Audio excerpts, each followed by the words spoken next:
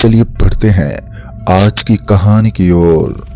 दोस्तों, जब शीतल हवाओं के साथ साथ ठंड के जबरदस्त कोहरे ने रात को पूरी तरीके से अपनी चपेट में ले रखा था, तो उस रात चेतन अपनी कंबल ओढ़कर मोबाइल चला रहा था।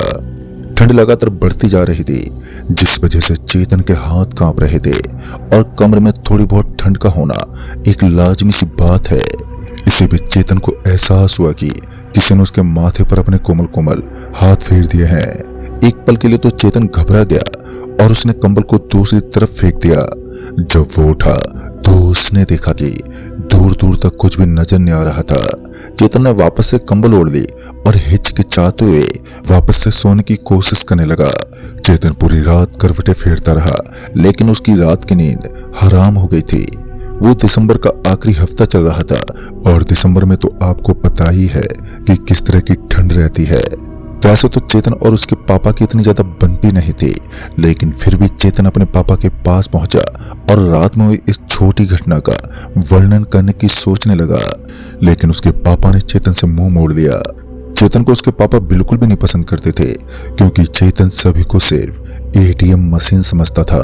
लेकिन जिंदगी कब किसके साथ कैसा खिलवाड़ कर दे, ये तो कोई नहीं जानता।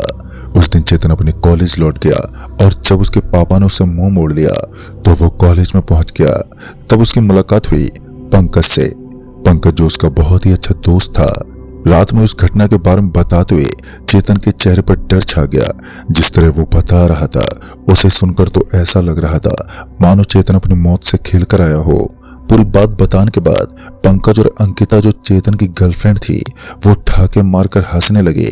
चेतन ने बड़ी गंभीरता के साथ कहा, आज मैं इस शहर को छोड़ने वाला हूँ और अब मुझे अपने घर वालों के साथ नहीं रहना और मैं चंडीगढ़ चला जाऊंगा। वहां पर मेरे मामा रहते हैं। कहीं ना कहीं चेतन कुछ ऐसे राज को जानता था जो उसकी जिंदगी के साथ खेल सकता था और उनसे रूबरू था एकमात्र उसका दोस्त पंकज। यानी उसने कुछ ऐसा किया था जो अभी भी पर्दे के नीचे दफनाए गए थे। आज पूरा का पूरा दिन चेतन के लिए बड़ा ही गंभीर रहा। पूरे दिन उसके मन में बेचैनी थी और उसका शरीर एकदम घबराहट से भरा रहा। और उसके बाद वापस कॉलेज से छुट्टी हुई। चेतन वापस अपने घर लौटा और कपड़ों से भरा हुआ बैग पैक करने के बाद वो घर से निकल पड़ा, क्योंकि अब उसे इस जगह 1 मिनट भी नहीं रुकना था। रात के 9:30 बज रहे थे। वो सबसे पहले रेलवे स्टेशन पर पहुंचा और रेलवे ट्रैक पर पहुंचकर उसने अपनी गर्लफ्रेंड को फोन किया और फोन पर बात करने लगा। स्टेशन बड़ा ही सुनसान था। बात करते उसने बताया कि वो 1 साल के लिए वहीं रहेगा और कॉलेज के एग्जाम चलने पर वापस लौट जाएगा। यानी कि 1 साल के लिए उससे कोई मुलाकात नहीं कर पाएगा। लेकिन चेतन नहीं जानता था कि आज वो जिंदगी के सबसे भयानक अनुभव का एहसास करेगा। जब चेतन टिकट हॉल में पहुंचा तो उसे पता चला कि अभी चंडीगढ़ जाने वाली ट्रेन 1:45 बजे आएगी, जो कि बहुत ही ज्यादा वक्त लगाने वाली थी। लेकिन चेतन के पास कोई और चारा भी नहीं था। काफी वक्त बीतने के बाद स्टेशन पर घूमने वाले सभी मुसाफिर लोग अब अपने घर के लिए निकल चुके थे।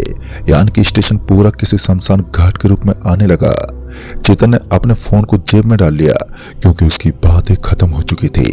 वो स्टेशन के बगल में पड़ी एक बेंच पर बैठ गया, जिसके ऊपर एक लाइट लगी हुई थी।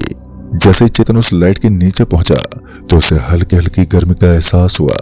यानी कि उसे थोड़ा बहुत ठंड से छुटकारा मिला। उसने अपने बदन पर एक चादर ओढ़ रखी थी। स्टेशन पर बैठे बैठे अकेला चेतन बोर होने लगा। काफी वक्त बीत गया था, लेकिन स्टेशन पर उसने किसी भी आदमी को घूमते फिरते नहीं देखा, जो स्टेशन को एकदम सुनसान बना रहा था। ट्रेन स्टेशन पर पहुंच गई। शायद ट्रेन 5 मिनट पहले ही अपने निर्धारित समय से प्लेटफार्म पर पहुंच गई थी। और उसके बाद चेतन जल्दी से ट्रेन के अंदर बैठ गया। ट्रेन में बैठते उसने एक बात को नोटिस किया कि पूरी की पूरी ट्रेन आज कुछ ज्यादा ही खामोश थी। इस समय चेतन जिस बोगी के अंदर बैठा था वो बोगी पूरी खाली थी। तभी चेतन की नजर बालों को सहलाते हुए एक लड़की पर गई तो वो उसे घूरने में जुट गया। लेकिन फिर चेतन को ख्याल आया कि एक वीरान बोगी में इतनी रात को एक लड़की का मौजूद होना, इसके पीछे कोई बड़ा कारण हो सकता है।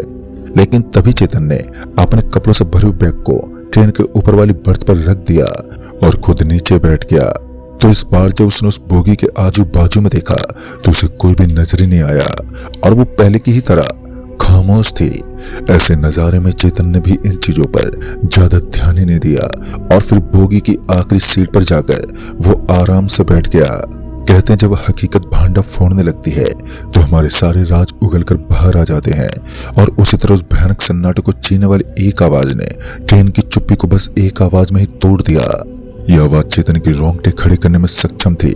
चेतन एकदम से इधर उधर देखने लगा क्योंकि कोई उसका नाम पुकार कर उसे बुला रहा था। चेतन कल से थोड़ा डरा हुआ था। डर के इस माहौल में शीतल ठंडी हवा उसके बदन को जैसे ही छू रही थी तो उसके रोंगटे के साथ साथ उसका शरीर भी कांप रहा था। तभी उसके फोन का अलार्म बजने लगा, जिसे सुनकर वो डर से सहम गया। पता नहीं क्यों मगर उसे उस बोगी के अंदर एक अजीब सी घुटन महसूस हो रही थी। बोगी में पहले से भी ज्यादा चुप्पी पसर गई थी। तभी अचानक उसे ख्याल आया कि कुछ देर पहले इस डिब्बे के अंदर एक लड़की बैठी थी। वो अब कहां पर गई होगी। जैसे वो उसे देखने के लिए बोगी की सारी सीटों के अगल बगल में घूमा तो उसे ट्रेन की बोगी में कहीं भी वो लड़की नजर ही नहीं आई। तभी उसकी नजर सीटों के बीचों बीच से जाने वाली पगडंडी पर पड़ी तो वो एकदम से बर्फ की तरह जम गया, मानो उसके कदमों के नीचे से जमीन खिसक गई हो। दरअसल चेतन ने देखा कि लाल लाल कपड़ों में जो लड़की उसे कुछ देर पहले इस बोगी के अंदर घूमते नजर आ रही थी, अब उस लड़की की डेड बॉडी ट्रेन की पगडंडी के बीचों बीच पड़ी थी। चेतन पूरा घबरा गया क्योंकि वो जानता था कि अगर किसी ने देख लिया तो केस का सारा इल्जाम उसके ऊपर ही आने वाला है। चेतन उस डेड बॉडी को कहीं ठिकाने लगा पाता इससे पहले उस बोगी के अंदर टीटी आ गया, और टीटी के आते ही सारा मामला बिगड़ गया। चेतन अपना माथा पकड़कर सीट पर बैठा और उस लड़की की दशा को देखकर ऐसा लग रहा था मानो उसके साथ रेप किया हो। अभी चेतन अपना माथा पकड़कर सीट पर बैठा ही था कि टीटी ने उसे हाथ लगाया। अरे भाई साहब, इस तरह उदास क्यों बैठे हो, अपनी टिकट दिखाओ। फिर जैसे ही चेतन ने अपनी गर्दन उठाई तो उसके होश उड़ गए क्योंकि अब वो डेड बॉडी वहां पर नहीं थी। चेतन का पूरा बदन अब पसीने से तरबतर होने लगा। इतनी जोरदार ठंड होने के बावजूद भी वो पसीना पसीना हो रहा था। टीटी ने उसकी ये दशा देखकर बोला, क्या हुआ, कोई सदमा लगा है क्या आपको? एक तरफ चेतन की हालत अब पतली पड़ती जा रही थी तो दूसरी तरफ उस टीटी को अभी भी मजाक सूझ रहा था। चेतन ने अपनी टिकट टीटी के हाथ में थमा दी। रात के 2:45 पर ट्रेन चंडीगढ़ स्टेशन पर रुकी और स्टेशन के आते ही अपना सारा सामान लेकर चेतन ट्रेन से नीचे उतर गया। ट्रेन में हुए उस बड़े हादसे ने चेतन को काफी हद तक डरा रखा था। वो स्टेशन से उतरा और अपने मामा जी को फोन करने की ट्राई करने लगा, लेकिन मामा जी का फोन पहले से ही स्विच ऑफ आ रहा था। पर मामा जी ने बताया था कि तुम्हें रात के किसी भी समय चंडीगढ़ स्टेशन पर कोई ना कोई ऑटो जरूर मिल जाएगा। लेकिन ऑटो तो दूर की बात थी, यहाँ तो कोई परिंदा तक नहीं था। जब स्टेशन को खामोशी का मुल्तान देखा तो वो बोगी से नीचे उतरा और उसके बाद पैदल पैदल अपने मामा के घर की तरफ निकल पड़ा। स्टेशन से मामा के घर की दूरी करीब 6 किलोमीटर तक होगी। अपने कान में हेडफोन डालकर उसने म्यूजिक चला लिया था और म्यूजिक का मजा लेते हुए वो आगे बढ़ने लगा। बस वो कुछ दूर आगे गया ही था कि उसे ऐसा महसूस हुआ कि किसी ने उसकी पैंट को पीछे से पकड़ लिया है और उसे पीछे की तरफ खींच रहा है। उसके पैर भी काम करना बंद कर चुके थे। वो पीछे पलटने की कोशिश करने लगा, लेकिन उसके पीछे मुड़ने के सारे आसार अब बंद हो गए थे।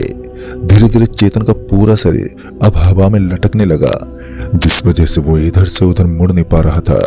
फिर अचानक वो धड़ाम से नीचे गिर पड़ा और उसकी छाती के साथ पूरा जिस्म सड़क से टकरा गया और उसके हट्टे कट्टे बदन पर गहरी चोटों का एहसास हुआ।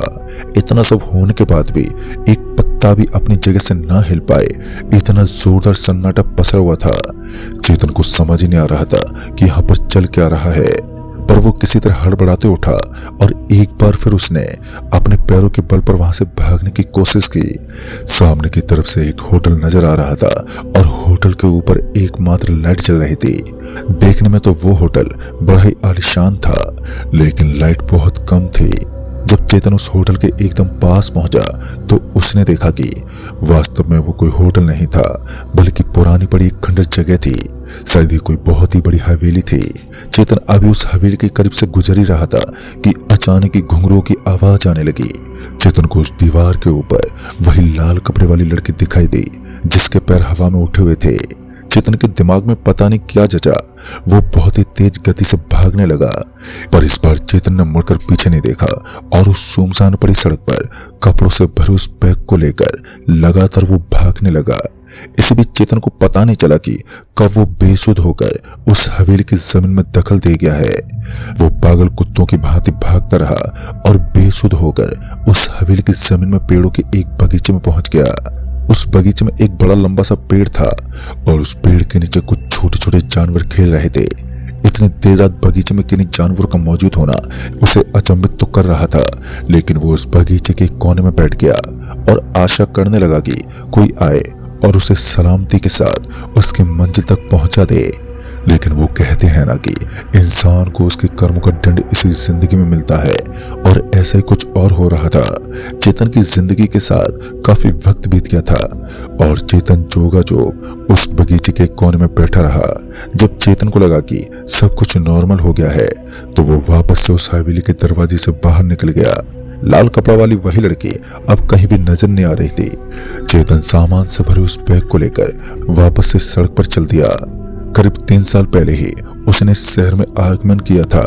उसके बाद वो बहुत समय तक इस सिटी में नहीं पहुंच पाया और उसका एक कारण यही था कि वो अपने मामा से ज्यादा ताल्लुकात नहीं रखता था। एक तरफ चेतन को जहां महसूस हो रहा था कि अब वो सेफ है, तो वहीं उसके पीछे पीछे कोई दूसरा भी था जो बहुत देर से उसे फॉलो कर रहा था, जिसके पैरों की आड़ बहुत हल्की थी। अचानक ही चेतन को ऐसा लगा कि कोई तो उसके पीछे है। तभी उसने धीरे धीरे अपने गर्दन को पीछे घुमाया तो उसने देखा कि दहशत की दुनिया का एक मुसाफिर जो उसके सामने उसकी मौत बनकर खड़ा था। लाल कपड़ों के लिबास में लिपटी ये तो वही लड़की थी जो सालों पहले इस दुनिया को छोड़कर गुजर गई थी, जिसका चेहरा पहले से भी काफी ज्यादा डरावना था। उस लड़की के चेहरे पर सिर्फ हड्डियों का बना कंकाल था और हल्का हल्का सड़ा हुआ मांस। अचानक उसने चेतन को दबोच लिया और उसे धक्का लगा दिया।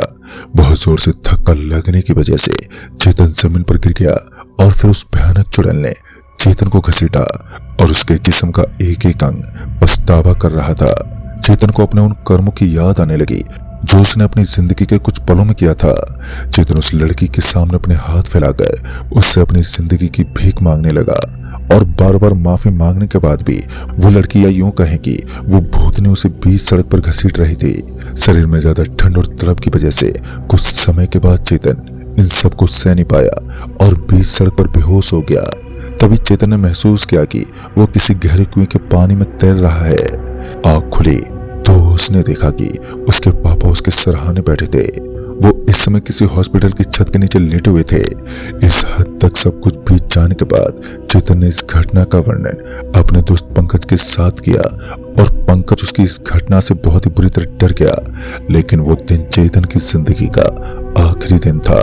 उस दिन बेहोशी की हालत में पंकज को जिंदा तो बचा लिया गया, लेकिन अस्पताल में 1 महीने कोमा में रहने के बाद उसने दम तोड़ दिया। दोस्तों, इसीलिए कहते हैं जिंदगी हमें एक ही मौका देती है और अगर हम उसे जिंदगी में गंदे कर्मों को अंजाम दें तो बहुत ही जल्द हमें अपनी मौत से मुलाकात करनी पड़ती है, जब हमारे पापों का घड़ा फूट जाता है। तो दोस्तों, इस कहानी में बस इतना ही। कहानी आपको पसंद आई हो तो वीडियो को लाइक से जरूर कर दें और साथ ही हमें नीचे कमेंट बॉक्स में जरूर बताएं। जल्द ही मिलूंगा ऐसी एक और नई कहानी के साथ। तब तक के लिए बाय एंड टेक केयर।